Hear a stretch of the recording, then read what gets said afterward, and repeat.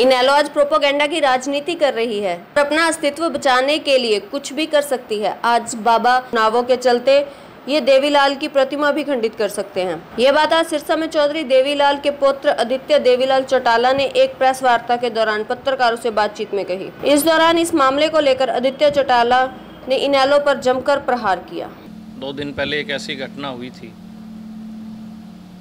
कि बाबा साहब भीमराव अंबेडकर की मूर्ति को खंडित किया गया था, लेकिन मुझे ये लग रहा है कि हमारे ज़िले में ये शुरुआत हुई है जो मेरे हिसाब से बड़ी निंदनीय है। 3 लड़के जिनकी उम्र 23 से 26 साल के बीच में, तीनों लड़के एक ही गांव के, मूर्ति खंडित मामले में पुलिस उनको पकड़ती है।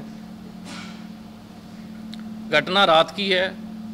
एक लड़का रात को सिरसा से चलता है, 2 लड़के लखवाड़ा गांव से चलते हैं, अंबेडकर की बाबा साहब की मूर्ति को रात को खंडित करते हैं और वो अपना वहाँ से किसी तरीके से निकल लेते हैं। और सीसीटीवी कैमरेज की फुटेज में सिर्फ एक हल्की सी एक बाइक आई, इतना का आइडेंटिफाई हुआ कि ये शायद बुलेट बाइक है। उसके बाद उसमें सारा ब्लर था, उसमें कुछ आइडेंटिफाई नहीं हो रहा था। सुबह पता लगता है इनेलो के लोग वहाँ इकट्ठे होते हैं। स्वाभाविक है, बहुजन समाज पार्टी के भी लोग वहाँ इकट्ठे हुए और बड़ा हल्ला एक मचा कि भाई मूर्ति खंडित हुई है और उसको एक राजनीतिक माहौल ऐसा पैदा और इलाके का शांति सौहार्द जो था इलाके का, उसको कहीं ना कहीं एक राजनीतिकरण करने की कोशिश की।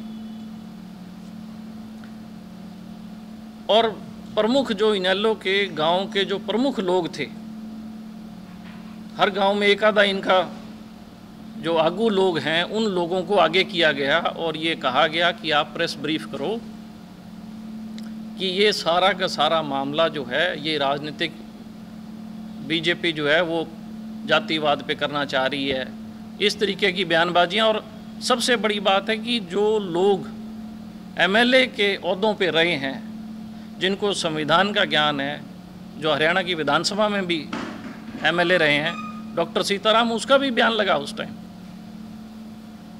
अब उन लड़कों को अगर उनकी हम पृष्ठभूमि देखें लड़कों की, तीनों के लड़के एक ही गांव से, चूँकि हमारे यहाँ पे इलाके में हर व्यक्ति कहीं ना कहीं चीज़ों को राजनीतिक कनेक्शन करता है।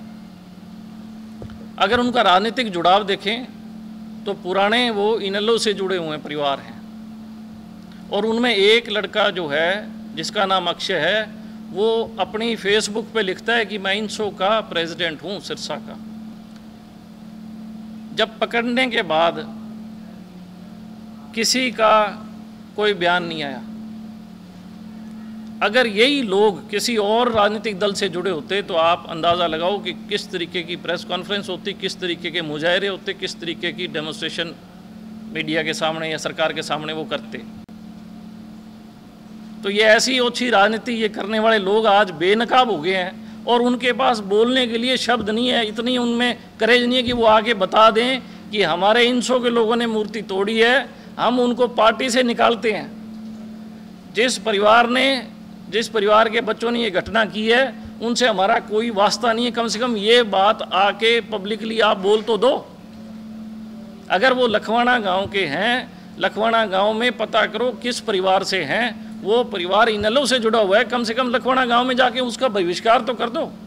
एक तरफ तो आप मायावती को प्रधानमंत्री बना रहे हो कि मायावती हमारी प्रधानमंत्री है, तो मायावती तो अंबेडकर जी की सबसे फर्स्ट फॉलोवर है और अंबेडकर के सिद्धांत पर बहुजन समाज पार्टी चल रही है।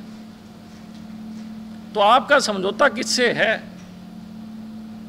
क्या मायावती भी बाबा साहब अंबेडकर को नहीं मानती? अगर मायावती जी बाबा साहब अंबेडकर को मानती है तो इनको मायावती जी से माफ़ी मांगनी चाहिए। बहुजन समाज पार्टी के तमाम कार्यकर्ता, एक एक कार्यकर्ता जो घर के अंदर बैठा है झंडा लगा के, जिसके घर, उनके घर जाके इनेलो वालों को माफ़ी मांगनी चाहिए कि हमारे से गलती होगी। कहीं ना कहीं चुनावों से पहले ये चौधरी देवीलाल जी की मूर्ति को खंडित कर सकते हैं वोट मांगने के चक्कर में। अगर ये बाबा साहब भीमराव अंबेडकर जी की मूर्ति खंडित कर सकते हैं तो ये ऐसी घटना कर सकते हैं कि चौधरी देवीलाल जी की मूर्ति को खंडित किया जाए। आप समाज के अंदर क्या करने जा रहे थे इस मूर्ति को खंडित करके? ये तो शुक्र है पुलिस का, उसने ये क्रैक कर दिया सिस्टम। अगर ये क्रैक ना होता तो आप हरियाणा के इस कोने को भी जलाने का काम करते थे, जिस कोने में अमन शांति है। आज तक इस कोने में अमन शांति कभी खराब नहीं हुई। ये इनेलो जो है वो प्रोपेगेंडा पॉलिटिक्स कर रही है अपने आप की सर्वाइवल को बचाने के लिए। They are using propaganda politics, they are doing nothing. वो किसी चीज़ पे भी उनको एक मुद्दा चाहिए कि हम उसका प्रोपेगेंडा करें, पूरे हरियाणा में प्रोपेगेंडा करके एक हवा अपने पक्ष में बनाने का काम करें।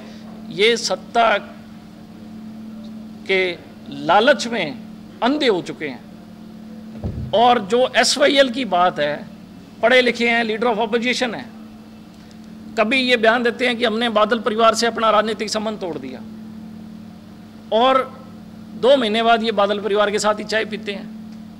हमें मतलब आप जनता को मूर्ख क्यों बनाते हो? आप बता दो भी जिसके साथ हमारे संबंध हैं, पारिवारिक हैं कि नहीं है, राजनीतिक है कि नहीं है। अच्छा, फिर जब अभय सिंह चौटाला प्रेस कॉन्फ्रेंस करता है तो अकाली दल का विधायक बराबर बैठता है, बलकौर। क्या हरियाणा की जनता को ये मूर्ख मानते हैं, या ये अपने आप को इतना ऊपर मानते हैं कि ये जो डिलीवर करेंगे तो इसका मतलब वो सच्चाई है?